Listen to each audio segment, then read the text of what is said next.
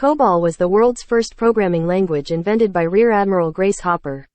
It was used in many banks but replaced with C in the early 90s and with Enterprise Java in the 2000s. Nobody remembers it, maybe ghosts in the afterlife still code it.